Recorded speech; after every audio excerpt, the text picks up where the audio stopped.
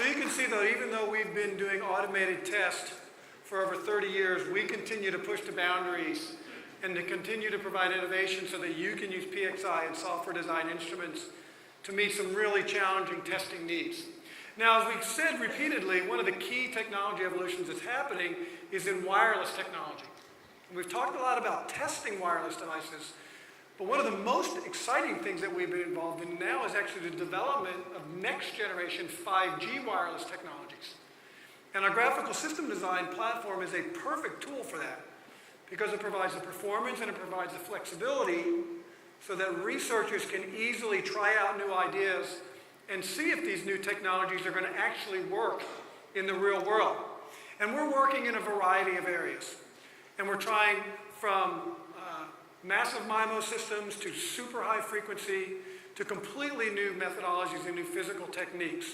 And again, all of this is being enabled by LabVIEW as a software tool and our graphical system design platform. Now what's interesting is just how much wireless technology is going to have to evolve. So I think Chandra mentioned that it's estimated that by the end of this year there's going to be more mobile devices on the planet than there are people. So I guess all of us need to have at least 2 or 3 mobile devices in our pockets at all times, which is probably already happening for most of you, right?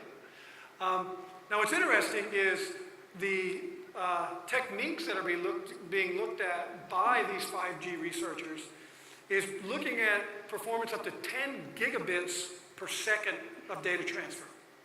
Now just to put that in perspective, today LTE is considered the highest performance technology, and that's about 40 megabits.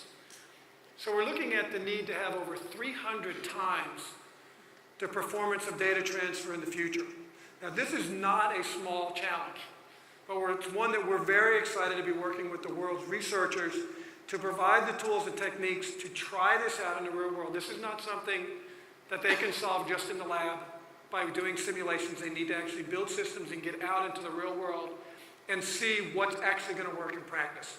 And so not only are we involved in the testing, but also in the development of these new technologies as part that are going to make it possible to do the Internet of Things. So we've talked a lot about the things of the Internet in the consumer world. We talked a lot about phones, iPads, wearables, etc. But there are a lot of other kinds of things connected to the Internet. And in fact, there's some really big things. We like to call this the industrial Internet of Things. So something like a car, a train, a factory, a city, those are big things. But they're also being connected to the Internet. And by connecting them together, what we're getting is incredibly complex, sometimes called cyber-physical systems, where multiple cars are actually working together in a complex way to manage traffic and negotiate and find the best routes. So as you can imagine, people building the industrial Internet of Things need very complicated and sophisticated techniques and technologies to try out new ideas.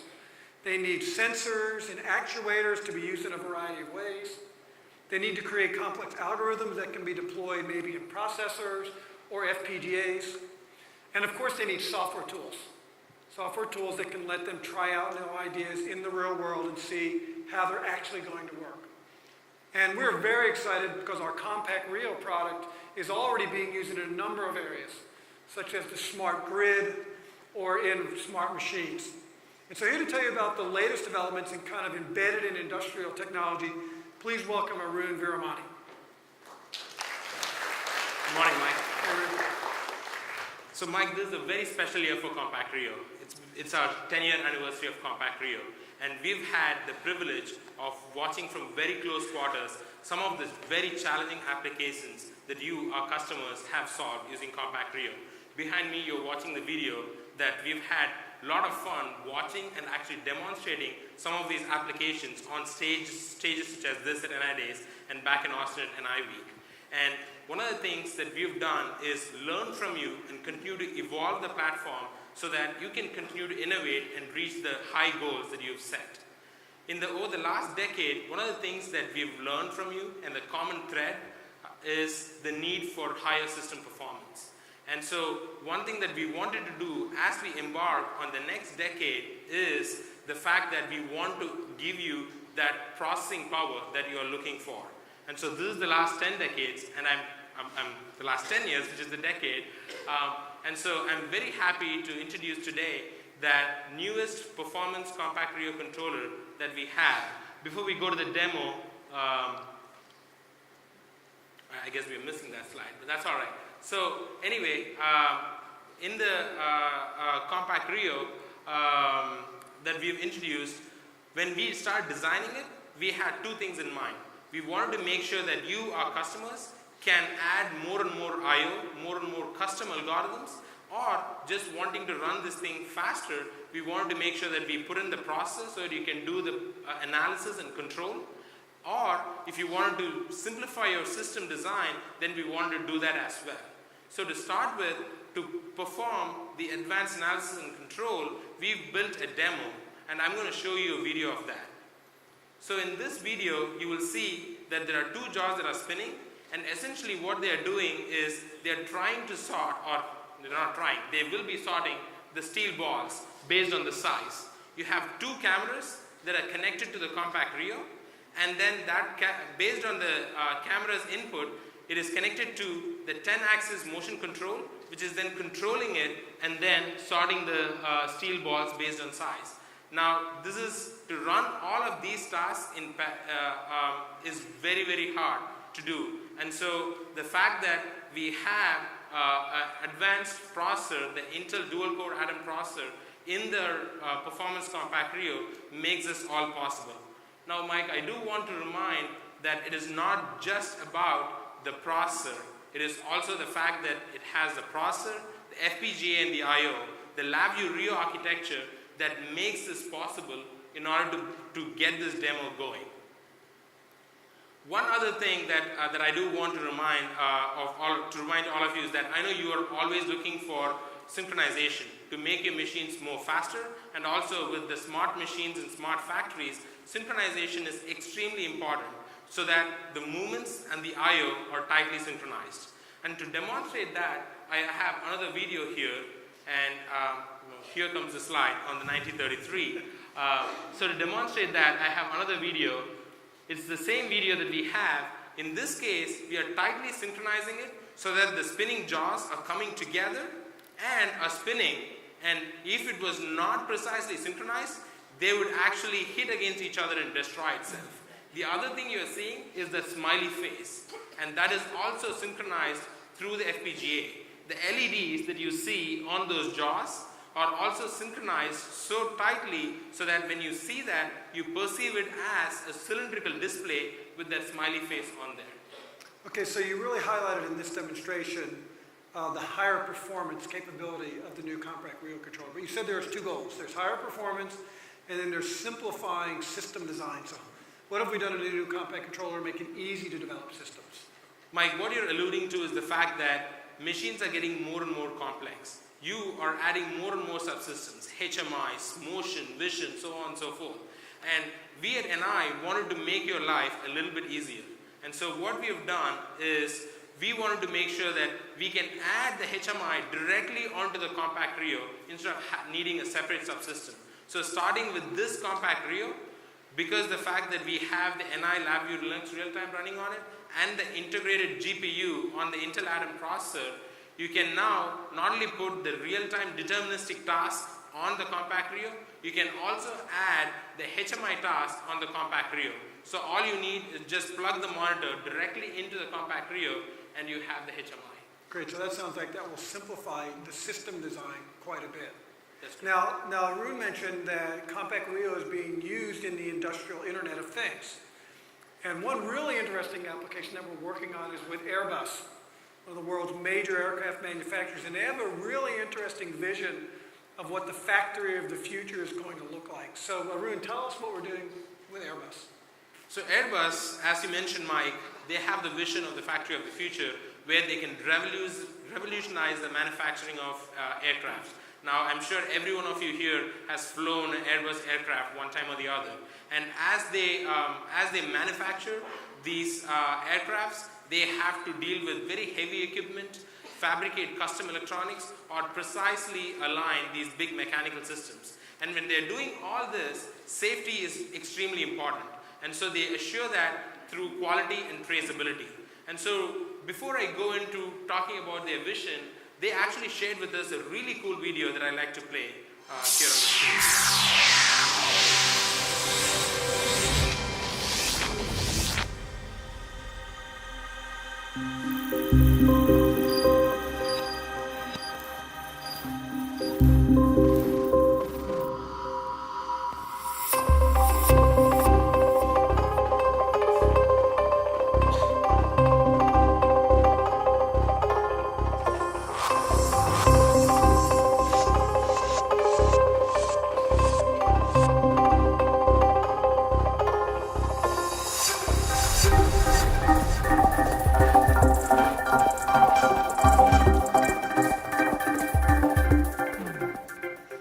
Okay, so that's a really, really nice vision, but what is Airbus actually doing to make it actually happen? Mike, you're right. That's a really cool vision. The factory of the future is a revolutionary vision that Airbus is thinking about. And this is really a research and technology project, and they are trying to embrace next generation computing and communication system technologies in order to achieve this vision. Now, for them, they have many subsystems that they are dealing with as they are putting together the aircraft. They have smart tools, they have wearable intelligence, and they also have advanced mobility platforms and robotics. And so when they wanted to go about achieving this, initially they tried to attack all of these subsystems in isolation. And they quickly realized that getting these different subsystems to talk to each other was very hard, leave alone any type of code reuse and reinvestment. So they decided to take a different approach, the platform-based approach. With that approach, what they did was to come up with a software framework that would allow them, or an SDK if you will, that would allow them to reuse a lot of the code so that they can focus on really critical functions and algorithms such as vision IP, filter design, motion, and so on and so forth, so that they can reuse existing code that they already have. Now, one thing that you have already known, and for those of you who might not know, the strength of graphical system design platform is the fact that you can reuse existing code without having to rewrite it. And that's what they did. They used existing libraries to reuse some of the code across these different subsystems. Great, well, let's give the audience an example of how this is going to look like in the future. Sure, Mike. Now, as they are putting together the aircraft, there are hundreds of thousands of different hole locations that they need to drill, they need to measure, tighten, and put in the screws and whatnot. And to do all this, they have to use 1,000 different tools just to do just the screw tightening on different locations. So they had this idea of having a smart glass that a worker will use in order to go about doing this task. Now, we would have loved to bring in the aircraft here and show you how they did it, but it was not possible. So we recorded a video. So in this video, what you are seeing is a factory worker having a smart glass, walking up to a panel on the aircraft, and then it is automatically identifying what part they are working on in real time and displaying it. In addition, it's communicating to the database and then getting back to the worker on what exact task the worker should be performing. And that's what this video is doing right now. So the operator in this case has put on glasses and he's looking at the panel, and the Rio that's attached to the glasses is identifying patterns and telling him work instructions. Is that right? That's correct. So what are they going to do? The guy's going to carry around a big compact Rio on his belt? Well, and it's attached to his glasses? 2 months back, they would have been wearing a compact Rio. No, compact Rio is compact, but it's still big to be wearing on your belt. So when they shared with us their vision, we realized that they are the perfect candidate for the newest product in our Rio family, the NI system on module. Now, the NI system on module is completely based on the LabVIEW Rio architecture. So when Airbus started developing on compact Rio and they wanted to deploy it, the basic tenet of LabVIEW Rio architecture came into play, which is a consistent deployment experience as you move from form factor to form factor. And so that's what they were able to do, wherein They were able to attach the smart glass onto the system on module, onto the tool. So as you walk up, or as the factory worker walks up to the panel, the vision IP that Satish talked about running on the FPGA is running here, pattern recognition, then telling the tool how much torque needs to be applied. And all the worker needs to do is apply the trigger, and that's about it. And not only that, the torque profile is now logged back to the database, and thereby assuring traceability and quality as they are going about manufacturing the aircraft. Okay, so the system on a module is the exact same LabVIEW Rio architecture, so all the software is the same, but it's much smaller. That's correct, Mike. Now we tried to capture that here, the compact Rio and the NI system on module. And to give you an idea, the size of NI system on module is about the business card that you carry in your pocket.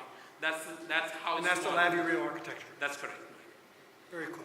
So, so that gives you an idea of what one company, Airbus, thinks about how the industrial Internet of Things is going to apply to the factory of the future. Now, the industrial Internet of Things is actually already having an impact on the factories of today. More and more companies are doing something called condition monitoring, which is the monitoring of the operation of equipment for the purposes of health and monitoring and maintenance. So they're looking at things, for example, like the vibration of the equipment and keeping track of it to determine if it's time to do maintenance, if the machine's going to fail, or if the machine is operating okay. And this technique of condition monitoring is being used in a lot of industries, from steel processing to power generation and everything in between. Now, what's interesting about this, and the reason that the industrial Internet of Things applies, is because increasingly what customers are doing is, because sensing and processing is getting so inexpensive, they're putting measurements on a lot more machines. They're putting them on turbines, they're putting them on pumps, they're putting on anything that rotates. So what's happening is this. First of all, they're collecting a lot more data. They want to be able to monitor that data online all the time. And because there are so many more nodes, they have to figure out how to manage and maintain a lot more equipment. So we use this term big analog data, which refers to this combination of lots of nodes and lots of data and lots of machines that are being interconnected and monitored. And there are three key areas that these systems have to address. One is the data management, the other is the data analysis, and then the third is system management of these nodes. And we're doing a lot of work to make it possible to do these types of systems much more easily. So, Arun, tell us what National Instruments is doing in the area of condition monitoring.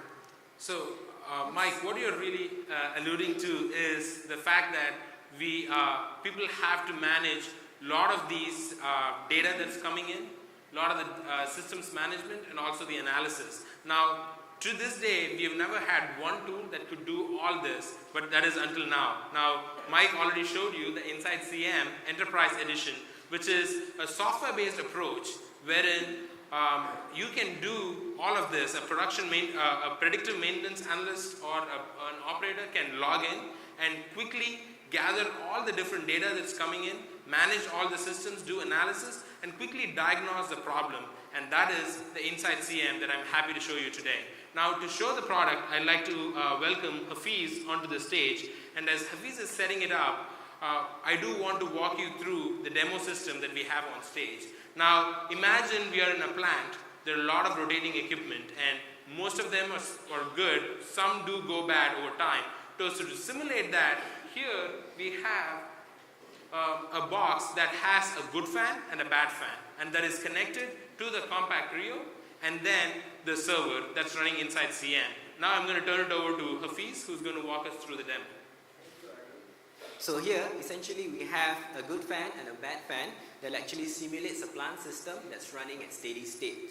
Now, a CRIO can then be deployed to actually acquire the data, and this data will then be sent to a centralized server. Now, a user like me, for example, will then be able to log in, and then I could access the data as well as view historical trends that's associated with that particular data. So to show you that, okay, typically a common application for preventive maintenance specialists is to actually compare data between two similar machines to try and detect any signs of faults or things like that.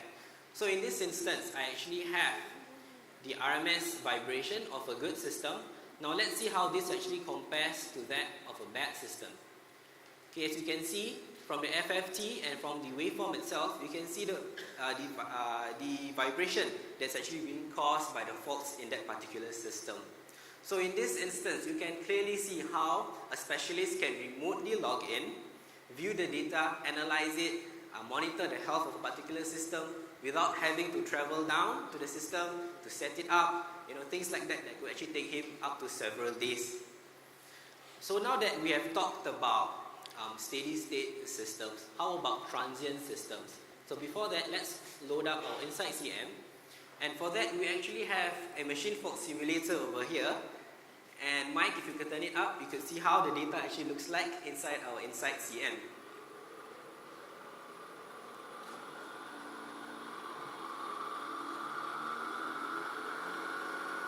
Alright, thank you, Mike.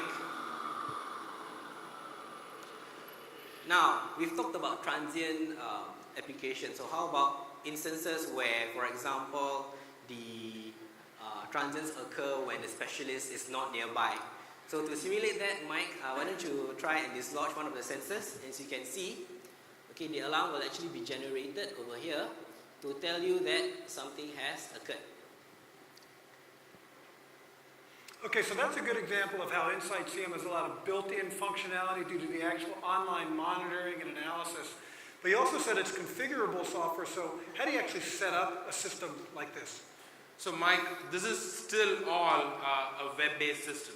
So in a thin client, you can log in from your PC or your laptop to set this all up, all through a configuration-based system. And so with the NI Insight CM server, you can log in and look at all the different nodes that are out there to show that I'm going to request Hafiz to go back to his computer, log in using manager credentials. If you can switch to Hafiz's computer here, he's going to log in using manager credentials, and then from there he can look at the different nodes that are there. He can also go into the different nodes and set up the different parameters, like what is the acquisition rate, the different alarms that need to be done. So that's what he's going to do here, and you can see the different properties on the different tabs that he's going through right now. The other thing that you can also do is, if you have a large plant, you probably have a lot of these nodes. So you can go to the tree and look at the hierarchy of the different nodes that you've set up as well, or you want to set up, or you can set up. The other thing that you can do also is the fact that you can look at the overall system, how many systems are online, how many systems are offline, the chassis temperature, so on and so forth. So it's a truly configuration-based system that we have through the Insight CM. Great, so this tool is really designed to address those three key care-abouts for big analog data: data management, data analytics, and systems management, right? That's right, Mike, and we've really just scratched the surface of the capabilities of Insight CM. We do have a session later on today to go more in detail about the Insight CM Enterprise Edition. But I do want to reiterate that this is a configuration-based system that any enterprise can take full advantage of. It is deployment ready, and they can confidently monitor the entire fleet of assets. Okay, well, thanks for that demonstration, and thanks for giving us the overview of the latest developments for industrial and embedded systems. Thanks, Mike.